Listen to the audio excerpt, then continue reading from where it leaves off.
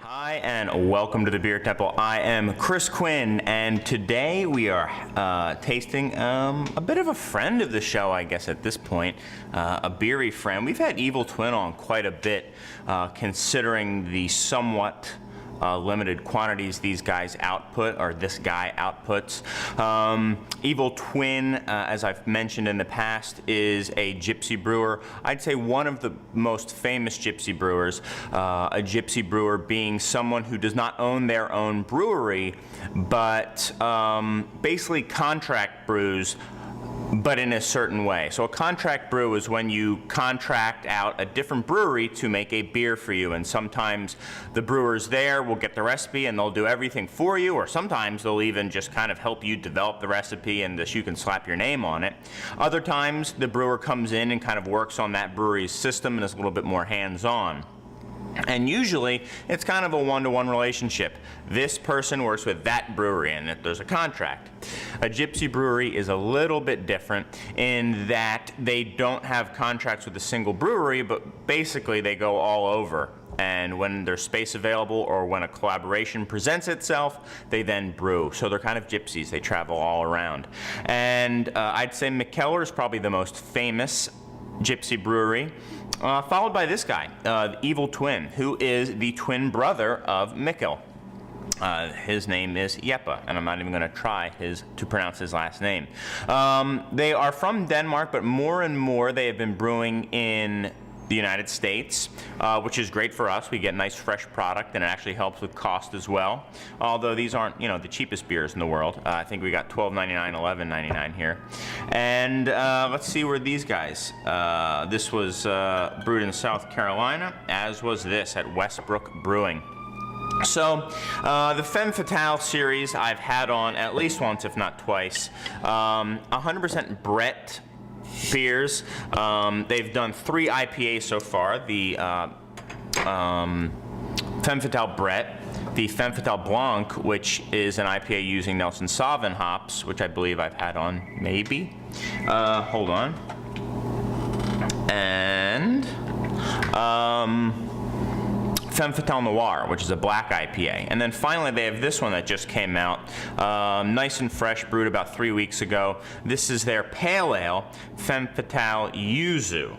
Yuzu Pale, so a little bit lighter in alcohol. This one's 6%, 100% Brett. So Brettanomyces is a wild yeast, quote unquote wild yeast, different from traditional brewer's yeast. Brett, I think, came to fame in America for a lot of the sour beers that use Brettanomyces in addition to some bacterias. Brett can put out some acid, but it also, and more so, is known for some of the barnyard, earthy, funky flavors.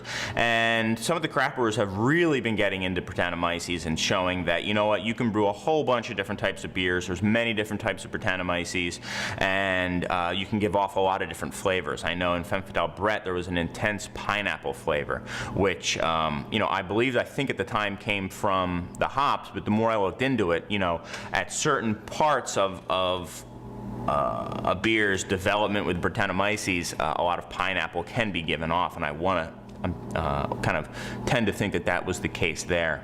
So I'm very interested in trying this one. Yuzu is kind of a cross between a lemon and a lime, used in a lot of Asian cooking, and I'm guessing lend itself very well to some of the flavors of the Brettanomyces. Another thing about Brettanomyces is it can break down more complex sugars than Saccharomyces, which is brewer's yeast, can. It works very slowly, but very, very thoroughly. So it tends to dry out beers much more than Saccharomyces would. Wow. I'm curious what it's hopped with as well, because there's a lot of hops going on in here. It almost smells like there's some Nelson Sauvin in here. Very grapey, grape leaves. Massive amounts of tropical fruit. I'm getting mango, papaya, guava, nectar, some citrus.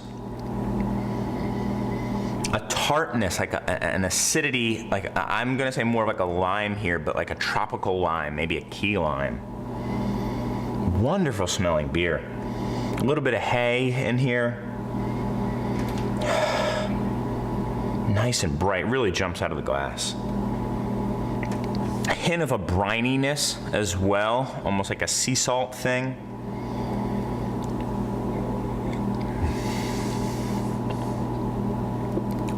The brininess really comes through on the palate as well.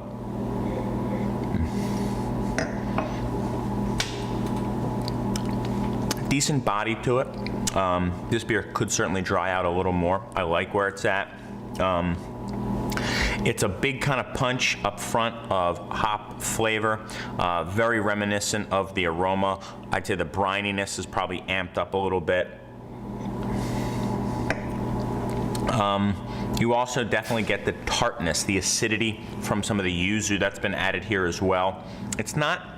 It's just a hint of it though.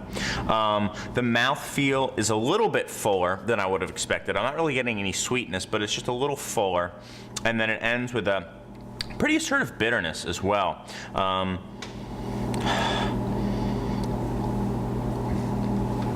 And the citrus really kind of comes through at the end too. You're kind of left with like a bitter lime, almost like you're sucking on or eating on a piece of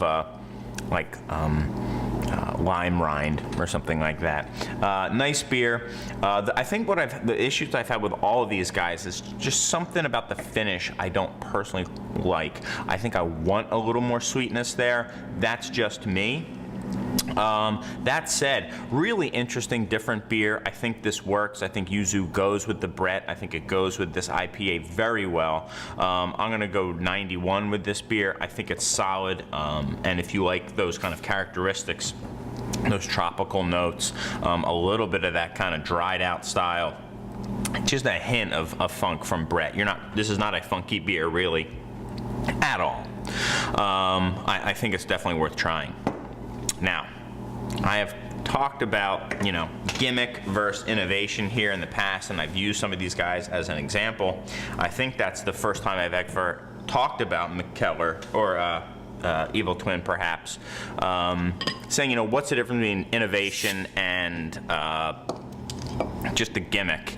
And we gonna get a gusher here? I think we're all right. And I don't know. I think chili beers in general are very easily gimmicky. How hot can you make this beer, or if there's a pepper floating in the beer. That said, I have had some good ones in the past. This is Spicy Nacho. This is a beer brewed with jalapeno peppers. So, just curious what this guy is going to be all about. Is the spice going to work with it? You're at 5.5%, so it's certainly not a big bruiser alcohol-wise. Highly carbonated. I mean, I thought it might even gush coming out, but a wonderful looking head. I mean, really nice and fluffy, very Belgian looking, sticking around pretty well. Nice golden color, fairly clear beer, not crystal clear. Ooh. I get the brininess, but jalapeno for sure. Canned, pickled jalapeno. Exactly what this smells like. So not a fresh jalapeno, but those canned ones that are kind of like squishy and whatever.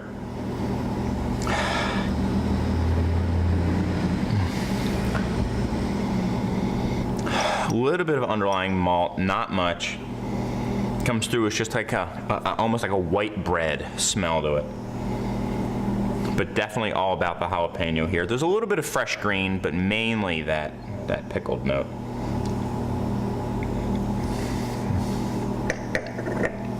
This beer is warm as well. I just want to mention. And you know what? The flavor is pretty much exactly like the nose. A little bit of malt, hardly any bitterness. Jalapeno. Not gonna burn your mouth up.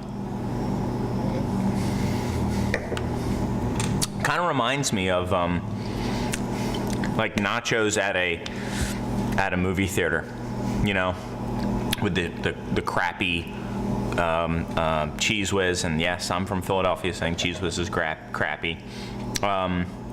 And just that weird kind of jalapeno popper note to it. It has a little bit of a bad jalapeno popper flavor as well, filled with that cheese.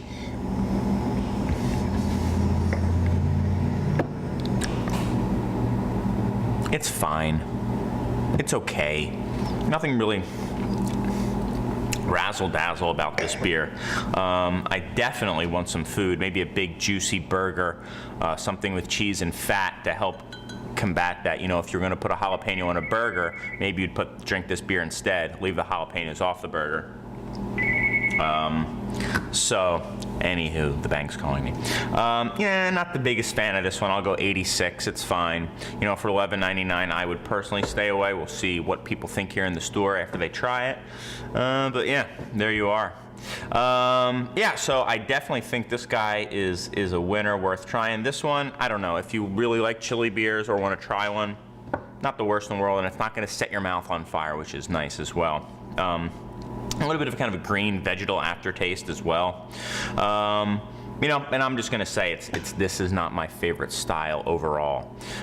So it might not, you know, how good could a chili beer be to me? I don't know. Some of those stouts are pretty darn good, the chili stouts. There you have it, guys. Thank you so much, as always. A lot of comments on the site lately. Thank you very much for that, and all the really great reviews on iTunes. I always appreciate it so much when you guys leave a nice review on iTunes. It does help me out very much. So if you do like the show, I would love to hear what you think of it. You can also email me and tell me, or just leave something on Facebook, you know, all those social medias. But that's about it, guys. Until next time, I've got some Brett IPA to drink with a little bit of jalapeno spice. Hopefully you do too.